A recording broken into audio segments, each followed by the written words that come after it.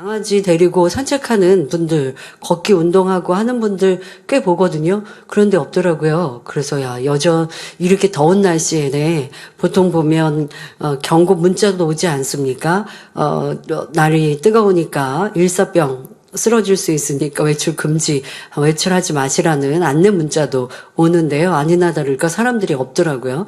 그리고 이제 끝날 쯤 해서 나가려고 하니까 거기 정자가 있는데 거기에 한 2사람 정도 봤습니다. 그래서 이런 거구나. 열기가 이렇게 뜨겁구나. 폭염이라는 게 그렇구나라는 거 피부로 이렇게 확인해 볼 수도 있었는데요. 우리 성도님들 수요일 날 날씨를 느끼시면서 월화 우리가 얼마나 좋은 일기 속에 있었는지 확인하실 수 있었을 것입니다. 네, 우리 하늘에 해를 아주 두터운 구름으로 하늘 전체를 가리고 있었던 월화, 이 기후 여러분 기억나시죠? 그래서 이게 신비스러운 날씨 같다. 그렇다고 해서 구름이 두터우니까 막 캄캄하고 어두운 것보다 그래도 해를 가리지 않는 쨍한 날씨보다는 뭔가 이렇게 햇살은 없습니다만은 그런데 답답하지 않도록 그리고 두꺼운 이 구름층으로 하늘을 가리고 계셨던 것 이렇게 해 주셔야 한여름 날씨를 우리가 견딜 수 있지라고 생각했는데요. 그 구름이 없는 날씨는 폭염이었습니다. 이 폭염 나시고요. 아직도 여름이 좀 더 남았습니다. 이 폭염에 특히 연로하신 분들 또 아이들도 낮 시간 외출 조심하셔야 하겠고요. 꼭 또 이 냉방병이 있습니다. 밖에 날씨는 뜨겁고 더우니까 이제 집에 들어오시면 에어컨부터 아주 차갑게 트시는데요. 에어컨 전기를 아끼는 방법이 있다고 합니다. 에어컨을 켰을 때 여러분들이 보통 사용하는 적정 온도가 얼마큼인지 모르겠지만 24도, 25도 또 권장하는 이 적정 온도는 그래도 여름이니까 27도, 28도죠. 그런데 처음부터 여러분들이 그렇게 24도로 세팅해 놓으시면 이 35도까지 올라간 이 열기에 에어컨이 낮추는데 시간이 꽤 걸린대요. 그러면 처음에는요, 저도 에어컨 사용할 때 보면 이 리모컨에 파워 냉방 이렇게 있습니다. 그래서 가장 강력하게 낮추는 설정을 해 놓으시면 온도를 금방 떨어뜨리기 위해서 처음에는 전기를 많이 사용하기는 하는데요. 빨리 낮추고 나면 그 다음은 여러분들이 적정 온도를 올리셔서, 그러니까 저도 에어컨 사용할 때요. 처음에는 파워 냉방으로 18도까지 자동으로 이제 설정이 되죠. 그러면 그렇게 한 다음에 이게 27도, 8도 가면 더 내려가기 전에 빨리 제가 온도를 27도, 28도로 다시 적정 온도로 올립니다. 이 버튼을 눌러가지고요. 그래서 제가 원하는 건 한 27도, 28도, 그 27도, 8도에 선풍기를 틀어놓고 있으면 생활하기 전혀 불편하지 않거든요. 근데 처음부터 35도로 올라간 다음에 27도로 해놓으면 천천히 내려간대요. 그러면 도리어 실외기가 오랫동안 작동하면서 전기세가 많이 든다고 하더라고요. 그래서 여러분들에게도 이런 좀 정보는 알려드리면 한여름 전기세도 좀 줄일 수 있어서 한번 알려드리려고 했는데요. 그렇지 않고 이 온도를 낮춰서 사용하시고 계속 가면요. 피부가 너무 차가워서 냉방병이 온다고 하죠. 냉방병 오면 감기 증상같이 오기도 하는데요. 이거 꽤 불편하더라고요. 불편한 성도님들 보고 또 힘들어하시고 감기 몸살 온 것처럼의 증상도 있거든요. 그러니까 이런 부분도 조심하시길 바라고요. 또 코로나가 유행이라고 합니다. 이 코로나와 또 냉방병과 이게 같이 겹칠 수가 있는데요. 이따 기도하도록 하겠습니다만은 그러니까 여러분들이 사용하실 수 있는 이 냉방기는 적절히 잘 사용하시고 하셔서 이러한 일들에 어려움 겪지 않으시면 좋겠습니다. 우리에게 행복과 기쁨 주시고 하계 수련을 통해서 영육간에 축복해 주신 좋으신 하나님께 모든 감사와 영광을 올려드립니다.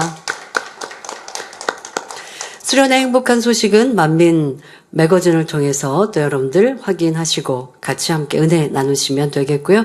여러분들의 은혜로운 간증들은 또 교회에 접수해 주시면 감사하겠습니다. 말씀에 들어가도록 하겠습니다. 사랑하는 성도 여러분, 이 시간은 누가복음 19장에 나오는 열무나 비유에 대해 말씀드리겠습니다. 이 열무나 비유를 달란트 비유와 동일하게 여기는 사람들이 있는데 이 두 비유는 각각 다른 영적인 의미를 가지고 있습니다. 간단하게 달란트 비유의 의미를 말씀드리면 달란트, 곧 재능을 가지고 얼마나 사명 감당을 잘 했느냐에 따라 장차 천국에서 주님께 인정받는 척도가 달라진다는 내용입니다. 그런데 주 안에서의 사명 감당은 육적인 재능만 가지고 할 수 있는 것이 아니고 영적인 재능, 즉 영적인 달란트가 있어야 하는데 그것은 바로 믿음, 소망, 사랑이지요. 그러면 오늘 본문에 나오는 열무나 비유에는 어떤 영적인 의미가 담겨 있을까요? 본문 앞에 세리장 삭개오에 대한 말씀이 나옵니다.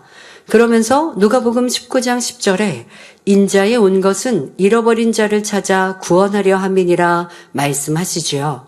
이어서 이 말씀에 더하여진 비유가 오늘 본문 말씀인 열무나 비유로서 이는 바로 구원과 관련된 말씀입니다. 본문 11절에 저희가 이 말씀을 듣고 있을 때에 비유를 더하여 말씀하시니 이는 자기가 예루살렘에 가까이 오셨고 저희는 하나님의 나라가 당장에 나타날 줄로 생각함이러라 했습니다. 예수님께서 예루살렘에 가까이 오셨다는 것은 이제 십자가에 못 박혀 죽으심으로 구원의 도를 완성할 때가 가까웠다는 말씀입니다. 그런데 사람들은 예수님이 육적인 권세를 가진 메시아가 되어줄 것을 기대했으므로 하나님의 나라가 당장에 나타날 줄로 생각했지요. 바로 예수님께서 우리의 메시아이시니로 오셨으니까 그것은 큰 권능을 통해서 하시는 말씀을 통해서 그들이 인정하고 느낄 수 있었거든요. 그런데 우리의 메시아는 정치적으로 왕 같은 이렇게 그래서 우리의 이런 어려움들을 해결해 주실 거야 라고 하는 생각을 바람을 갖고 있었다는 것이죠. 이러한 사람들의 육적인 기대와 달리 하나님의 나라는 그렇게 이루어지는 것이 아니므로 예수님께서는 이 열무나 비유를 통해 진리를 가르쳐 주기 원하셨던 것입니다. 분명 예수님은 이스라엘의 메시아로 구원자로 오셨습니다. 하지만 육적인 바램과 같이 그들이 로마의 압제에서 노임받고 또 그들의 이러한 힘들고 어려운 정치와 경제적인 상황을 해결해 주시는 이런 육적인 바램과는 다르셨죠. 바로 영적인 우리의 구세주이신 것이지요. 그러한 의미를 이 열무나 비유에 담아 설명하고 계십니다. 여러분도 오늘 말씀을 통해 아버지 하나님의 뜻을 밝히 깨우치고 그에 합당한 열매를 내어 아버지 하나님의 기쁨이 되시길 주님의 이름으로 축원합니다. 사랑하는 성도 여러분, 지금부터 본문 말씀을 중심으로 열무나 비유에 담긴 영적인 뜻을 자세히 살펴보겠습니다.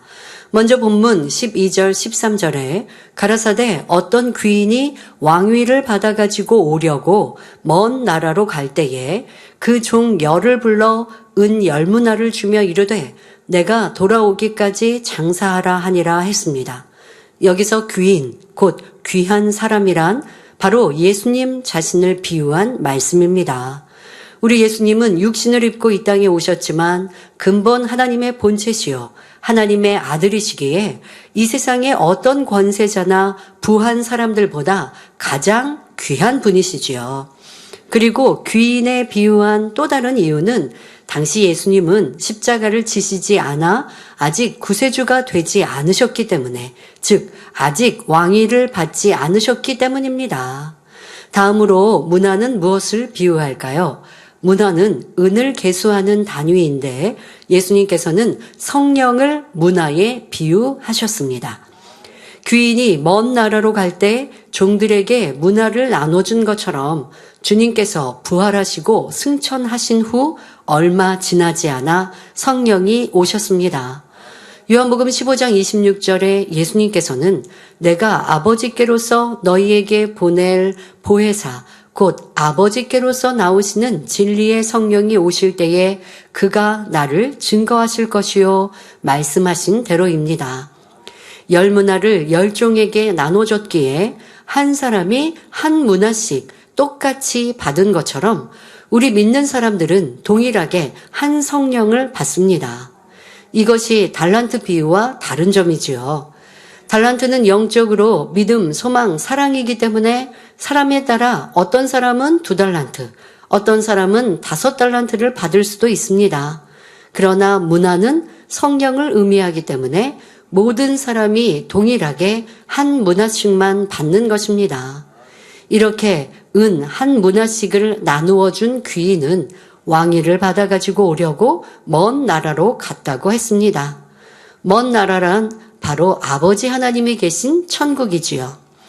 그런데 이 비유와 달리 우리 주님께서는 천국에 가시기 전에 성령을 주신 것이 아니라 주님께서 부활 승천하신 후 성령을 보내주셨습니다.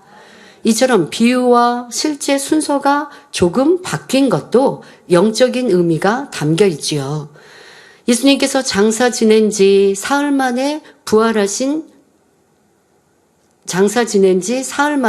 부활하셨고 부활하신 주님께서는 막달라 마리아에게 먼저 보이셔서 부활을 알리신 후 아버지 계시는 천국에 가셨다가 그날 저녁 다시 제자들이 모인 곳에 나타나셨습니다. 자, 여러분 지금 이 설명한 거 충분히 이해하고 계시고 기억하셔야 합니다. 예수님께서 십자가에 달려 죽으셨고 운명하셨습니다. 그리고 장사 지내줬죠. 무덤에 누이셨습니다. 예수님의 그 육체는. 그런데 예수님의 영혼은 바로 윗음부에 가셨습니다. 자, 그래서 3일 동안 윗음부에 계셨습니다. 그러면 그때 아버지 하나님을 안 만나셨나요? 예, 안 만나셨고 윗음부에 가셨습니다. 그리고 부활하셔서 처음 보이시니까 막달라 마리아예요. 막달라 마리아가 예수님을 이렇게 만지려 하니 내가 이제 아버지께 간다. 성경은 분명 말씀하고 계시죠. 그러니까 장사된 지 3일 동안은 하나님을 안 만나신 게 아니구나. 바로 윗음부에서 전도하셨고 그리고 부활하신 후 이제 하나님을 뵈러 천국의 아버지께로 가셨고 그리고 그날 저녁 제자들에게 나타나셨다라고 성경은 이렇게 기록하고 계세요. 그런데 여러분들이 이러한 기록이 여기저기 이렇게 흩어져 있어서 지금처럼 일목요연하게 아는 것이 중요하죠. 그래서 지금 예수님께서는 죽으시고 다시 부활하신 후 아버지께로 가셨고 아버지께로 가셔서 왕위를 받으신 것입니다. 죽으시고 부활하신 것이 바로 우리의 구세주예요. 우리가 고백하는 만왕의 왕이요 만주의 주가 되신 것이죠. 그것이 바로 왕위를 받으셨고 다시 이 땅에 오셔서 제자들에게 보여주셨습니다. 자, 이 순서와 지금 열문화 비유에서 말씀하신 왕위의 순서는 다르다는 것입니다. 마태복음 16장 28절에 진실로 너희에게 이르노니 여기 섰는 사람 중에 죽기 전에 인자가 그 왕권을 가지고 오는 것을 볼 자들도 있느니라 말씀하셨습니다. 이는 인자 곧 예수님께서 죽으셨다가 사망 권세를 깨뜨리고 부활하심으로 왕권을 얻어 부활체로 나타나실 것을 볼 제자들도 있다고 미리 말씀하신 것이지요. 이 말씀처럼 가룟 유다를 제외한 다른 제자들은 부활하신 주님을 친히 뵐 수 있었습니다. 우리 주님께서는 이미 왕위를 받아가지고 오셨습니다. 자, 여러분들이 이 주님의 왕위를 받고 오셨다. 바로 부활하신 그 시점, 부활하셔서 아버지 하나님께로 가셨고 다시 내려오셨을 때는 이미 왕위를 받아오신 것이에요. 자, 그렇게 영적인 우리가 알고 있는 주님의 행적은 그리하시는데 지금 이 본문의 비유의 말씀에서는 귀인이 문화를 준 다음에 왕위를 가지러 먼 나라로 간다고 표현되어 있습니다. 즉 성령을 주신 후에 왕위를 가지러 천국에 가신다고 말씀하신 것이지요. 자, 여기서 왜 그렇게 말씀하셨는지라고 하는 걸 우리가 알아야 합니다. 여기서 말씀하시는 왕위, 바로 본문의 열 문화에서 말씀하시는 왕위는 예수님 자신을 위한 왕위가 아니라 구원받은 하나님의 자녀들의 왕위를 가리키는 것입니다. 그러니까 지금 주님께서 왕위를 받고 내려오신 시점과 지금 본문에서 왕위를 받는 시점이 다르다라고, 시점이 다릅니다. 그것은 바로 지금 본문의 열문화의 왕위는 예수님의 왕위를 의미하는 것이 아니라 우리에게 주실 왕위의 의미입니다. 우리 주님은 부활하시어 이미 왕위를 얻으셨지만 주님을 믿어 하나님의 자녀된 이들은 아직 왕위가 회복되지 않았지요. 즉 성령을 받아 구원받은 하나님의 자녀가 되었지만 여전히 이 세상에 몸담고 살아가고 있습니다.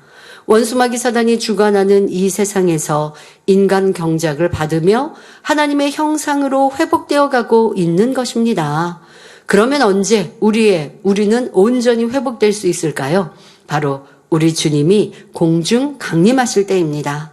그때 구원받은 이들은 주님의 신부로서 혼인잔치에 들어가는데 이때의 신부는 그저 이 땅의 사람이 아닙니다. 천국의 왕자, 공주이며 우리의 육체도 부활체로 바뀌었듯 모든 것이 달라지지요. 바로 여러분들도 왕같은 제사장, 아니 이제 하나님의 아들, 딸로서의 권세가 완전히 회복되어져서 천국에서 영원토록 살아가는 것입니다. 그러기까지 우리는 이 열문화의 비유를 잘 알아서 이 문화로 장사를 잘 해야 합니다. 본문 13절 문화, 곧 성령을 주신 주님께서 내가 돌아오기까지 장사하라 말씀하셨는데요. 여기에는 어떤 뜻이 담겨 있을까요? 바로 우리 주님께서 재림하실 때까지 성령으로 장사를 하라 하시는 것입니다. 바로 저와 여러분에게, 구원받은 우리에게 주신 성령으로 인해서 장사하여 많이 남기라 말씀하고 계신 것이죠. 그러면 성령으로 어떻게 장사를 할 수 있을까요? 마태복음 13장 44절에 천국은 마치 밭에 감추인 보화와 같으니 사람이 이를 발견한 후 숨겨두고 기뻐하여 돌아가서 자기의 소유를 다 팔아 그 밭을 샀느니라 했습니다. 자기의 소유를 다 팔아 밭을 사는 것, 이것이 바로 영적인 장사입니다. 이것이 무슨 말일까요? 사람들이 자기의 소유라고 할 수 있는 그것, 그 모든 것을 팔아야 합니다. 바로 육신의 정욕과 안목의 정욕과 이생의 자랑 등 사람의 마음 안에 있는 육적인 것들, 죄악, 비진리를 말합니다. 이런 것들을 여러분들이 다 버리는 만큼 좋은 마음밭을 가지게 되어 무엇을 심든지 좋은 열매를 거두게 됩니다. 세상 사람들 한번 보세요. 내가 자존심 없으면 나는 시체다 라고 표현하는 사람들이 있습니다. 내가 이거 아무리 뭐 명예, 권세, 부가 없어도 내가 이거 자존심 하나 가지고 산다. 자존심, 이게 바로 자신의 소유다 라고 말하는 그런 사람들의 표현도 들어보시죠. 꼭 이런 표현을 하지 않더라도요. 내 안에 있는 이런 감정, 여러분 한번 보세요. 누군가가 밉습니다. 싫습니다. 영 마음에 안 듭니다. 이거 표시하지 않고 이거 눌러 참아 보세요. 너무 힘들어요. 내 감정을 막 토설해야 그래야 평안하고 즐겁다고 하는 사람들. 이게 바로 자기라는 거예요. 이런 자기를 팔아서, 다시 말해 이런 자기가 죽어져야, 그래야 내 안에 주님이 살아 역사하시고, 그렇게 해야 내 안에 성령께서 활발히 움직이시며 일하실 수 있는 것입니다. 그런데 성령이 내 안에 임하였다 할지라도 여전히 자기를 주장하고 내 감정을 주장하고 내 옳다라고 하는 의를 주장해 보세요. 그러면 성령께서 내 안에 일하실 수가 없고 역사하실 수가 없어요. 성령께서 내 안에 역사하시지 않으면 여전히 자기라고 하는 것으로 가득한 것이요, 성령의 역사로 얻어야 되는 영을 얻을 수가 없는 것입니다. 그럼 이게 문화 장사가 안 되고 있는 거예요. 문화로 장사를 해야 되는데 장사하지 않는, 성령께서 일하시지 않고 여전히 나는 주님을 믿기 전하고 다를 바가 없는 모습이면 되겠습니까? 마음을 영으로 일구어야 천국의 조문처소에 들어갈 수 있습니다. 이것이 바로 문화 장사, 문화를 통해 여러분 마음을 일구어 가는 것이죠. 마음 안에 있는 비진리를 팔아버리고 진리의 좋은 마음을 얻어가는 것이 영적인 의미의 장사입니다. 예, 얼마나 감사합니까? 내 안에 있는 비진리, 이것을 팔아요. 팔고 무엇을 얻어요? 좋은 마음, 진리의 마음, 선한 마음. 누가 나쁜 거 갖고 좋은 거 주겠습니까? 그런데 이거는 진리 안에, 우리는 신앙 안에 이렇게 할 수 있는 거예요. 내 마음에 비진리와 악을 벗어버리는 만큼 선한 마음이, 진리의 마음이, 사랑의 마음이, 믿음이 내 안에 자리 잡는 것입니다. 세상이 좋아요, 육이 좋아요, 고집해 보세요. 영적인 믿음이 내 안에 자리 잡지 못합니다. 쉽게 말하면 여러분 마음은 똑같은 크기인데 그 마음 안에 육의 것이 가득 차 있으면 어떻게 진리가 그 마음 안에 들어올 수 있습니까? 내 마음을 비워야죠. 내 마음의 비진리, 세상 것, 육의 것을 비워내야 영으로 채워지는 것입니다. 비워내는 것, 여러분들을 때로는 처복종시켜 나가는 것, 그것이 힘들고 어려워도 우리는 이런 영적인 장사를 잘 해야 하는 것입니다. 주님께서 천국에 가심으로 아버지 하나님께서 보내주신 성령님은 하나님의 자녀들이 이런 영적인 장사를 할 수 있도록 도와주십니다. 요한복음 16장 8절에 그가 와서 곧 성령님이 우리 안에 오셔서 죄에 대하여, 의에 대하여, 심판에 대하여 세상을 책망하시리라 하셨고, 요한복음 3장 6절에는 성령으로 난 것은 영이니 말씀하십니다. 그러니까 성령으로, 문화로 장사하라라고 하셨죠? 성령으로 여러분들이 장사하여 성령께서 계속 내 안에 주관하시고 역사하시고 나는 그 앞에 순종하여 영을 나아가는 것, 영의 마음을 이루어가는 것, 이것이 바로 문화 장사인 거예요.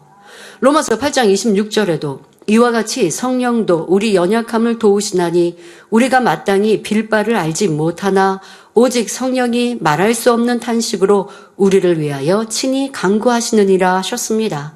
이처럼 우리 안에 오신 성령께서는 죄를 깨닫게 해주실 뿐만 아니라 우리가 기도할 때 죄를 버리고 선을 쫓을 수 있도록 도와주십니다.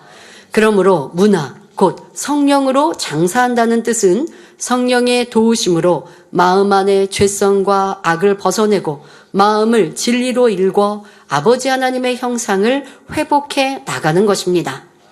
그런데 본문 15절부터 보면 귀인이 왕위를 받아가지고 돌아와서 종들의 각각 어떻게 장사한 것을 알고자 하여 종들을 부른 장면이 나옵니다. 첫 번째 나온 사람이 주여 주의 한 문화로 10문화를 남겼나이다 하자 주인이 잘하였도다 착한 종이여 내가 지극히 작은 것에 충성하였으니 10고을 권세를 차지하라 말씀하십니다. 자, 다음은 두 번째 사람입니다. 그는 주여 주의 한 문화로 5문화를 만들었나이다 말합니다. 그러자 주인이 그에게도 이르되 너도 5고을을 차지하라 말씀하셨습니다. 똑같이 한 문화를 주었는데 첫 번째 사람은 10문화를 남겼고 두 번째 사람은 5문화를 남겼습니다. 자, 여기서 주인의 반응은 엄연히 달랐다는 것입니다. 자, 10문화를 남긴 사람에게는 잘하였도다 착한 종이여 하시며 내가 지극히 작은 것에 충성하였으니 10고을 권세를 차지하라 말씀하셨습니다. 자, 그러나 5문화 만든 사람에게는 5문화 남긴 사람에게는 이런 칭찬이 없었습니다. 다만 너도 5고을을 차지하라 말했을 뿐입니다. 이것도 마태복음 25장 달란트 비유와 다른 점이지요.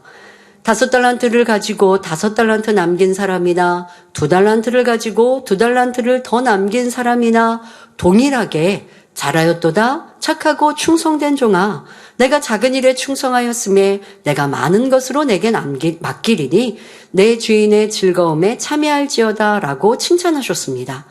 달란트는 재능인데 재능이 많은 사람이나 적은 사람이나 자신의 최선을 다해서 갑절을 남겼을 때는 그것을 칭찬하시죠.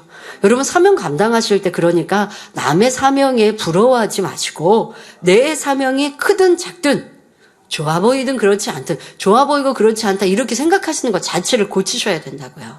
내게 주어진 모든 것에 감사하고 최선을 다하시면 돼요. 그런데 그게 아니라 아유 저 사람의 사명은 귀하고 저 사람은 큰 사명을 받았으니 참 좋겠다. 그런데 나는 이거 보잘것없잖아. 그런 마음 가지시면 안 돼요.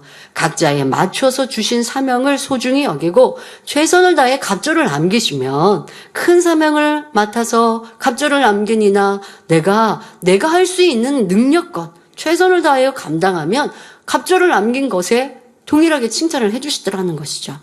하지만 내 능력이 이만큼이어서 이만큼 주신 것에 감사함으로 감당하고 열매 냈습니다. 그러면 아버지 하나님은 또 이 사람을 더 키워서 더 많은 사명을 맡게 해주시거든요. 그런데 그게 싫어요. 저는요 그냥 요만큼밖에 능력이 안 되니까 이것만 할게요. 그리고 갑절 남겼다고 칭찬받을 건 아니죠. 가장 적절하게 주신 사명에 최선을 다해서 갑절을 남겼다면 그것이 육으로 볼 때 귀하다, 귀하지 않다 할 수 없다는 것이에요. 눈에 보이는 사명만이 아닙니다. 우리 만민학예 수련회에도 보이지 않는 곳곳에서 얼마나 많이 충성해 주셨는지 모두 감사를 드립니다. 아버지는 다 보고 알고 계시는 것이지 눈에 띄게 보이게만 잘하였다고 칭찬하시지 않는다는 것, 이것이 바로 달란트 비유에서 설명하고 계신 것입니다. 자, 그런데 이 열문화 비유에서는 그렇지가 않습니다. 이 한 문화를 똑같이 주셨는데 10문화를 남기고 5문화를 남긴 이에게는 분명 칭찬이 있었고 칭찬이 없었고 라고 하는 차이가 확연했다는 것입니다. 여기서 두 번 반복하기 싫어서 기록하지 않은 것이 아닙니다.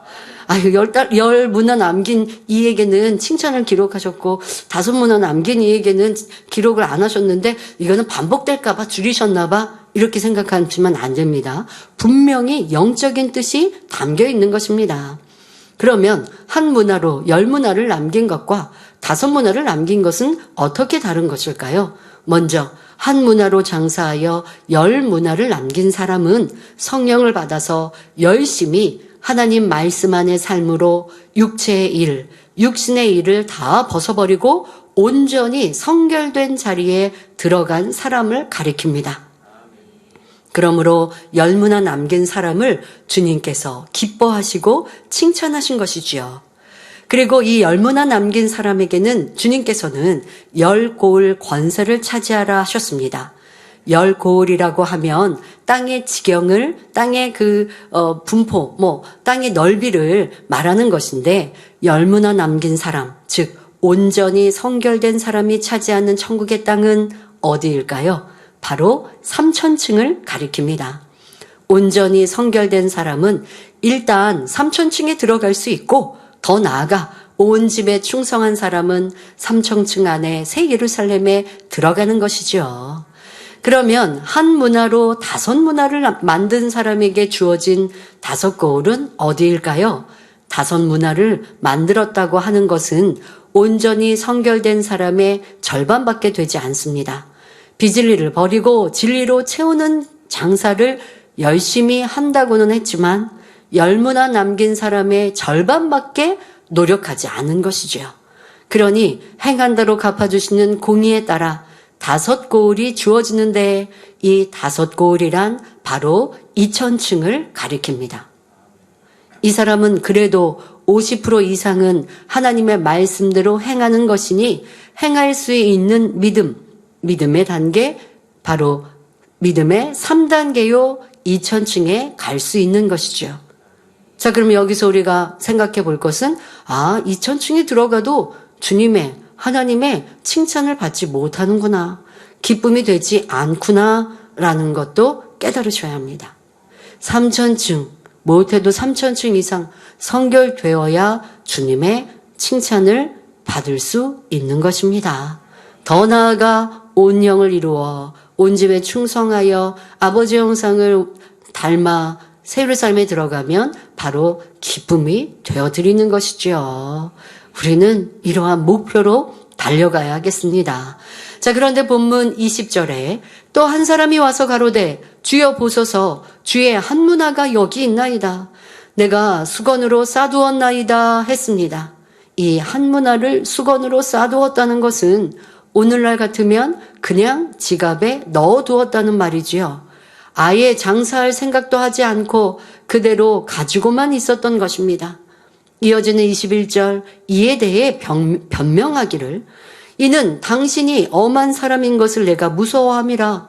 당신은 두지 않은 것을 취하고 심지 않은 것을 거두나이다 했습니다.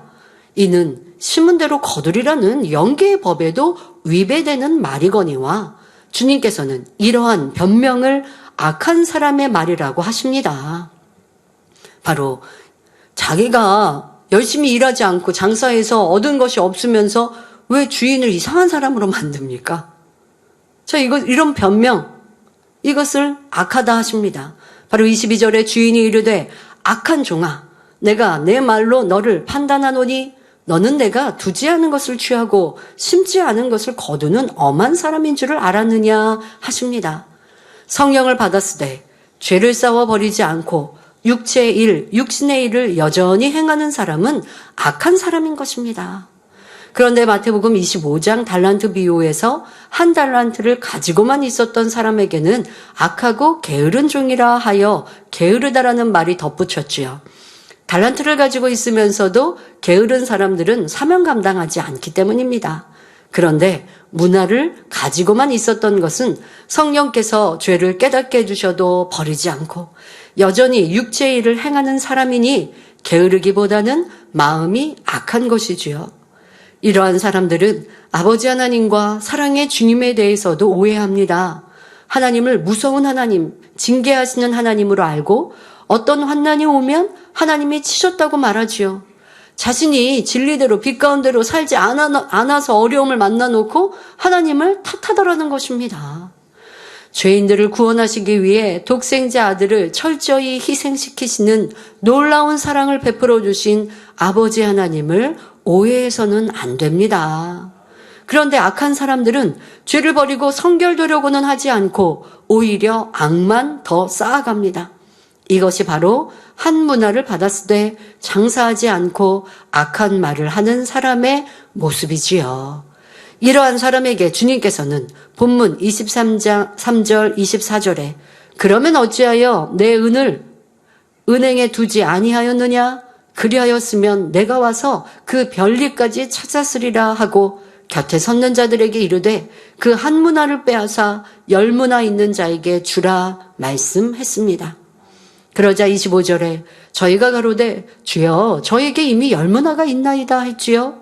이에 주인이 가로되 내가 너희에게 말하노니 무릇 있는 자는 받겠고 없는 자는 그 있는 것도 빼앗기리라 말씀합니다. 여기서 무릇 있는 자, 즉 한 문화를 받아 10문화를 남긴 사람은 받겠고 더 주신대요.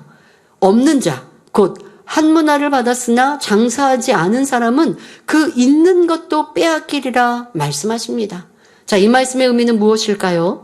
한 문화를 받아 10문화를 만든 사람, 곧 성령을 받고 성령의 도우심을 입어 죄를 온전히 벗어버림으로 성결된 사람의 심령은 어떻습니까?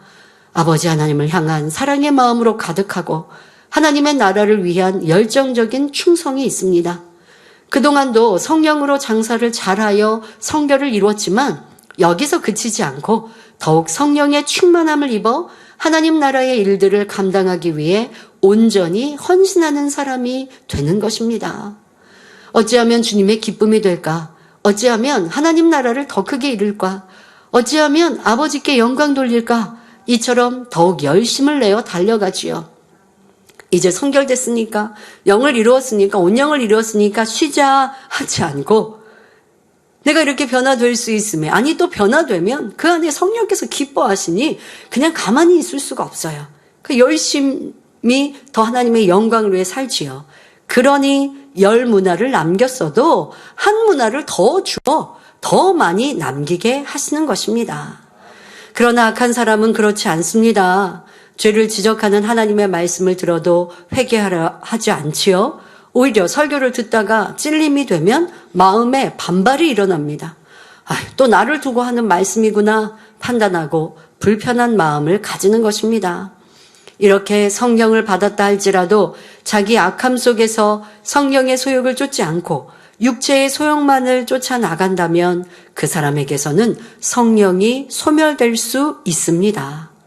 한탄할 듯 가지고 있을 때는 성령이 소멸된 건 아닌데 그러다가 성령이 소멸되어 구원과는 거리가 먼 사람이 될 수 있는 것입니다. 여러분, 이것을 우리는 꼭 기억해야 합니다. 한 문화만 가지고 있으면 아직 성령이 소멸된 것은 아니지요. 하지만 주인이 그것을 뺏었다고 하니까 나쁜 주인이 아니라 이미 그는 이제 구원받지 못할 모습인 것이에요.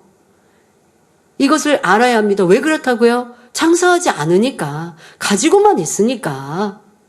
이러한 사람들에 대해 히브리서 6장 4절부터 6절에 말씀하시기를 한 번 비침을 얻고 하늘의 은사를 맛보고 성령에 참여한 바 되고 하나님의 선한 말씀과 내세의 능력을 맛보고 타락한 자들은 다시 새롭게 하여 회개케 할 수 없나니 이는 자기가 하나님의 아들을 다시 십자가에 못 박아 현저히 욕을 보임이라 하셨습니다.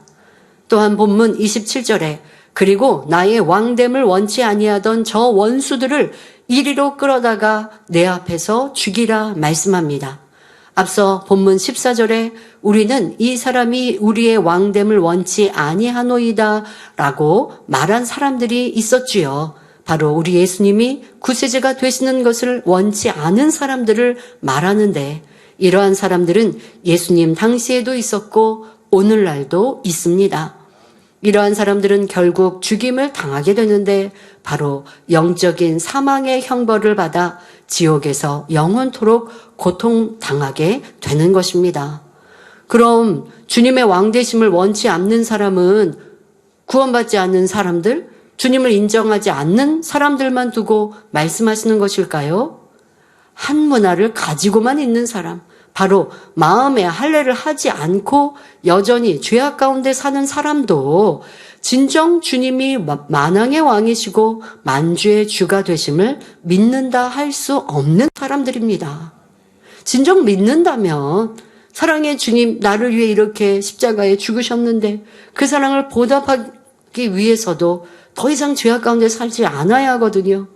그런데 구원받았다 해놓고도 세상을 짝하고 죄악 가운데 산다면 주님이 나의 구세주 되심을 믿고 있다라고 말할 수 있겠는가 생각해 보아야 합니다. 마태복음 7장 21절에 나더러 주여 주여 하는 자마다 천국에 다 들어갈 것이 아니요 다만 하늘에 계신 내 아버지의 뜻대로 행하는 자라야 들어가리라 하셨습니다. 그러므로 예수 그리스도를 믿고 구원의 은총을 입은 저와 여러분은 아버지 하나님의 사랑에 늘 감사하며 열무나 이상을 남기기까지 성령으로 열심히 장사해야 하겠습니다. 결론을 말씀드립니다. 사랑하는 성도 여러분, 오늘 말씀을 들으면서 여러분 자신은 얼마나 열심히 장사하고 있는지 점검이 되셨습니까? 우리 모두 동일하게 한 문화를 받은 사람으로서 지금까지 과연 몇 문화를 만드셨나요? 아직 두 문화만, 세 문화밖에 만들지 못한 분도 있고 어떤 분은 5문화 만든 분도 계실 것입니다. 또 어떤 분은 10문화에 가까운 8문화, 9문화를 남긴 분도 있지요. 그런데 우리 주님의 기뻐하심과 칭찬을 받기 위해서는 최소한 10문화는 남겨야 한다는 사실입니다. 적어도 3천층은 들어가야 경작에 합당한 참 자녀가 될 수 있기 때문입니다. 이제는 주신 사랑에 감사하며 더욱 힘차게 변화되시기 바랍니다. 그리하여 최소한 10문화는 남길 수 있는 우리 성도님들이 되시어 아버지 하나님의 큰 기쁨으로 나오시길 주님의 이름으로 축원합니다. 무엇보다 여러분, 이 10문화 남긴 이는 10고을을 다스리라 하셨고 5문화 더 남긴 이는 5고을을 다스리라 하셨는데 여러분들 영원히 사는 천국에서 3천층 이상은 들어가야 주님 품나 안기고 주님을 배울 수 있는데 낙원 1천층, 2천층에서는 낙원에서는 내 집도 없어요. 상급도 없어요. 이게 옷도 단벌 신사로 살아야 돼요. 이게 되겠습니까? 1천층, 2천층 낙원보다 낫습니다마는 내 집이 있다 한들 더 좋은 천국에 비교할 수 없는 낮은 것이지요. 여러분, 이 땅에서 짧은 삶을 사는 동안도 크고 넓은 집 갖기를 원하는 인생인데 여러분 영적인 욕심 내셔야죠. 더 아름다운 천국 소유해야 할 것이고 그러기 위해선 다른 거 없어요. 마음 할례해야 돼요. 아이고 당 이장님 우리 붙들고 예루살렘 같이 가실 거죠? 저는 여러분들 함께 손에 손잡고 예루살렘 가길 원하죠. 그러나 각자 여러분들이 하지 않으시면 내 마음에 미움, 다툼, 시기, 질투, 불편함 여전히 갖고 있으면서 예루살렘 데려가실 거죠? 저도 데리고 가고 싶은데 함께 하고 싶은데 그런 마음 버리지 않고는 성령으로 장사해서 그런 비질리의 마음을 빼내버리는 것 각자 여러분 몫이지 제가 어떻게 해드릴 수 없어요. 여러분 집에서 같이 살면서 이거 죄예요, 이거 악이에요, 이거 버려야 돼요 하면 여러분 빨리 변화될 것 같으신가요? 그러면요 저 사랑하지 않을 수도 있어요. 귀찮게 한다고 너무 지적하신다고. 여러분 안에 성령님께서 여러분 집에 항상 함께 하시면서 여러분과 함께 하시면서 깨우쳐 주시는데 저는 이렇게 일주일에 한 번이라도 여러분들 대예배 저녁예배 말씀으로 분명 깨우칠 수 있도록 길을 제안해 드리는데 명심하여 붙들고 기도하고 변화되느니 하지 않느냐는 여러분 몫입니다. 누가 해줄 수가 없어요. 여러분 스스로 각자가 장사하는 것이에요. 자 이제 우리에게 주신 은혜를 기억하여 열심히 영적인 장사하시고 그래야 악은 모양으로도 버려서 마음 안에 성결은 물론이요. 성결되고 끝난 거 아니죠. 아버지의 그 형상을 온전히 담기 위한 온영을 향해 힘차게 달려가시고 생명 다해 충성하여 영원히 사는 아름다운 천국에 주님도 아버지의 얼굴도 배울 수 있는 사랑하는 마음의 모든 성도들이 되시기를 주님의 이름으로 축원합니다. 말씀 참고하시면서 함께 기도하겠습니다. 좋으신 아버지 하나님, 이 시간은 문화 비유를 말씀드렸습니다. 우리 안에 내주하시는 성령님, 우리에게 주신 성령으로 인하여 악은 모양으로도 버리고 성결을 향해 달려가는 것, 이것이 영적인 장사요. 그리하여 우리 마음이 얼마나 진리로 선으로 이루었냐에 따라 아름다운 천국을 침노하며 소유할 수 있다 말씀하여 주셨습니다. 이 말씀을 기억하여 나는 얼마나 변화되었는지 다시 한번 생각하게 하시고 변화되지 못했던 우리 악의 모양들을 벗어버리고 아버지의 기뻐하시는 아름다운 마음을 이루게 하시고 이렇게 영적 장사를 이루는 것이 힘들다 어렵다 하지 아니하게 없어서 이것이 가장 복된 기름을 기억하여 악은 모양으로 버리고 죄를 피리까지 쌓아 버리는 우리 성도들 되어 아름다운 천국을 침노케 하옵소서. 감사드리며 우리 주 예수 그리스도의 이름으로 기도하옵나이다. 아멘. 환자를 위해 기도합니다. 아픈 것 위에 손을 얹으시고 아프지 않으신 분들은 가슴에 손을 얹고 마음의 소원에 응답받기 위해 기도 받으시기를 바랍니다. 좋으신 아버지 하나님, 만민 하게수련을 통하여서 크신 응답과 축복으로 함께 하심에 감사합니다. 영광 받으옵시고 이후에도 더 큰 응답으로 치료로 함께하여 주옵소서. 이 시간도 예배하며 기도하는 모든 성도님들, 전국 전 세계 모든 만민의 성도님들, 주시의 시청자들을 위해 친히 안수하여 주옵소서. 믿어지는 믿음 주옵시고 의심도 판단 정죄도 다 회개하고 돌이키고 벗어내며 영적인 믿음, 믿어지는 믿음 주옵소서. 이 시간도 연약한 곳마다 또한 아픈 곳마다 친히 안수하여 주옵소서. 머리부터 발끝까지 뼈, 마디, 오장, 육부, 신경조직, 세포 이르기까지 성령의 불로불로 태워 모든 질병균들 또한 깨끗게 하여 주옵소서. 예수 그리스도의 이름으로 명하노니 모든 질병균들아 연약하마 성령의 불로불로 태움받고 깨끗하고 온전함을 받을지어다. 주여 어떠한 질병균, 암, 삼기, 말기 전이된 것이라 할지라도 어떠한 중한 병이라 할지라도 성령의 불로불로 태우시고 깨끗게 온전케 하여 주옵소서. 감기, 기침, 몸살 또한 열병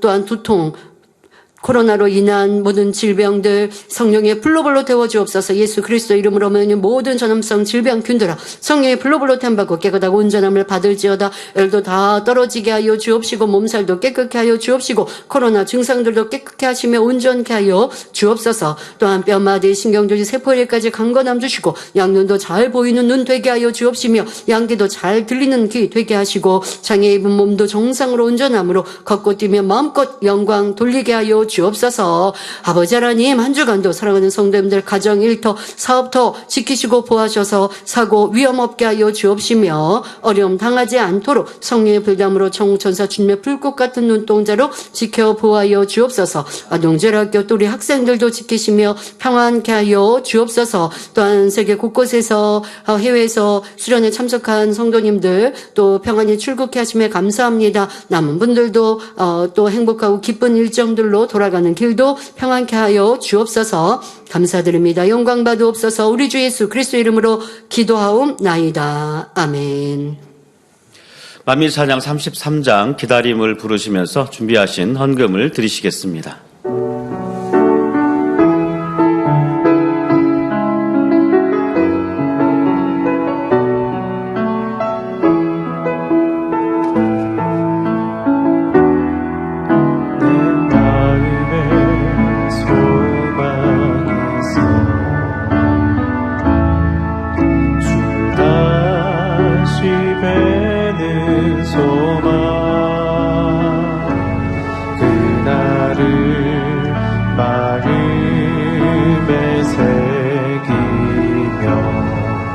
하루하루를 살아가요. 내 마음에 기다림이 있어 주 나를 데리러 오실 기다림 그날을 마음에